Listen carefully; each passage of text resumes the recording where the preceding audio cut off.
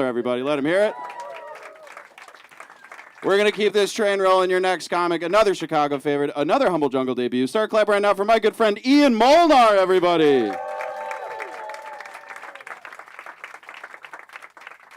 Oh, thank you. Keep it going for Joe, guys. Yeah. Oh, what is up, guys? I had a milestone recently. I turned 30. Thank you. Yes, I haven't died. Yes. Turning 30 is weird. Turning 30 is a lot different than turning 20. Let me tell you. You know? Like the morning of my 20th birthday, I walked outside, immediately had a beer and a cigarette.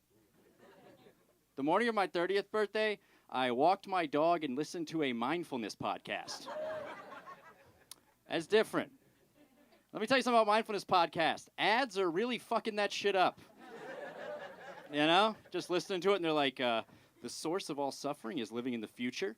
Immediate jump cut to plan your financial future today with the new Bank of America app. Pre-qualify for a loan right now using promo code mental health is for pussies. It's rough. It's rough. I'm 30, I'm like thinking back on my life and like how things have changed, like specifically like the meanings of things change as you get older, you know? Like patterns, for instance.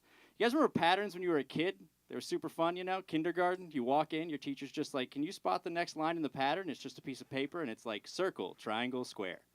Circle, triangle, square. Circle, triangle. Fucking great job.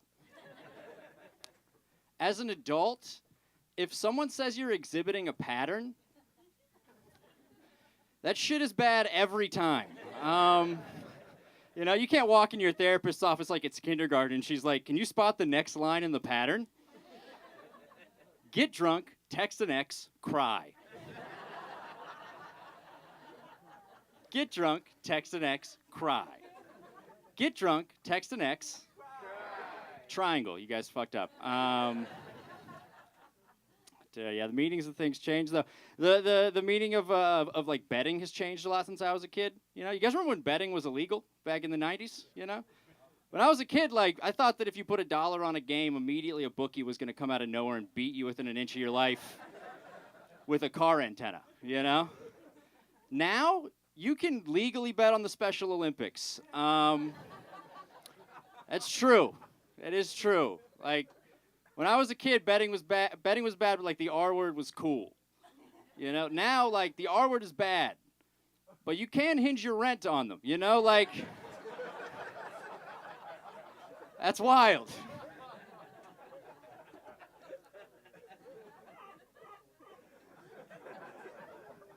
Now that I'm 32, I'm like, I feel more like an adult, and that's another word that people need to stop using is adulting, you know?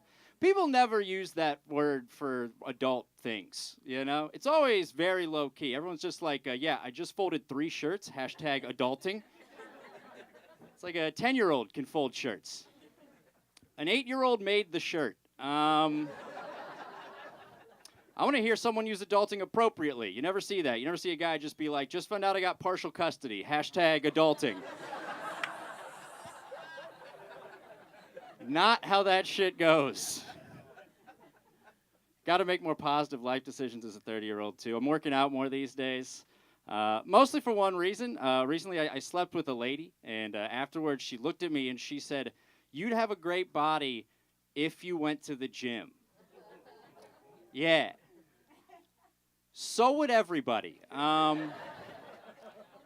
I'd have a lot of money if I was a CEO. Like, anything else? I'd have a normal penis if it wasn't for the accident. You know, what are we talking about?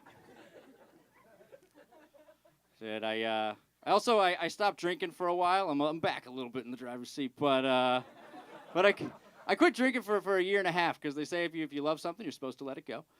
And I mostly quit drinking for like mental health purposes, so I didn't have like a traditional bottoming out tale, which made recovery meetings hard. Because my stories fucking suck.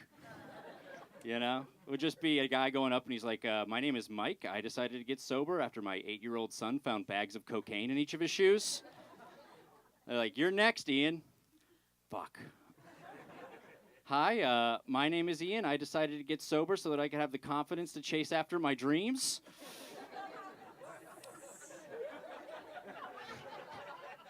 And then 25 tired people call you a pussy. It's not great. Oh, man. I quit smoking weed, too. A flip switch. Weed used to be fun, and then all of a sudden, every time I smoked, I just got panic attacks, and I couldn't follow the plot of Inside Out. I was like, this shit's over. Just watched the movie with a friend. I'm just like, why is this character so angry? And they're like, that character is anger. And I'm like, oh, shit. Whoops. It's tough not smoking weed, though, because, like, I'm not going to know how some things end now, right? Like, without edibles, I'll never see the end of the Fast and the Furious film franchise. I just have to imagine that now, you know? I assume it's going to be like a 95-year-old Vin Diesel hitting turbo on his van to get to the funeral of the other cast members. Gets there, all of their graves are arranged in order, and the camera pans out, and it just spells out family. Pretty sure that's how that ends. I don't love some of the, like, pro-weed messaging, though. Like, the one thing you always hear when you talk about quitting weed is people will be like, dude, it's just a plant. Like, weed's just a plant. Yeah, how do you think heroin starts? The poppy plant's decimating the Midwest working class right now. You know? A lot of things are innocent until you make them bad. You know? NyQuil's just NyQuil until you get an RV and a plan. That's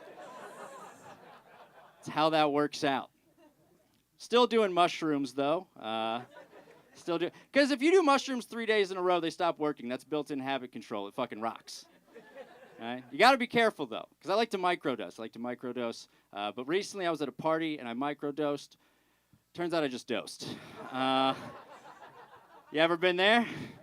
Just in the middle of a conversation, and you're like, I'm going to leave this and say nothing at all. Walked outside, got an Uber, and I was just like, all right, all you have to do is get in the car and go home. Not a big deal. Uber pulls up, and it is a Tesla, and those door handles will fuck you up if you're...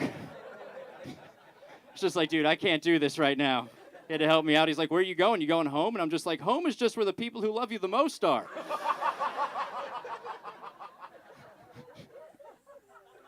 Rough. I'm in therapy. Anyone else in therapy? Yeah. I'm there for anxiety. Anyone else flinch at the air? Anyone else look both ways before getting out of bed in the morning? It's pretty nice. The one thing that annoys me about therapy, though, is the cop-out that therapists have. You know, every time you say, like, well, what do you think I should do? They're like, well, you need to come to that decision yourself. It's like, well, I pay you $130 an hour, so why don't you make a fucking call? That'd be like if you got a sex worker, gave them $130, and they were just like, you know, I think it would be more beneficial for you in the long run if you learned how to make yourself come. All right, hey, guys, that's it for me. Thank you so much. Keep it going for Joe. Let's go. Ian Molnar, everybody. Let him hear it. Let's go, dude. So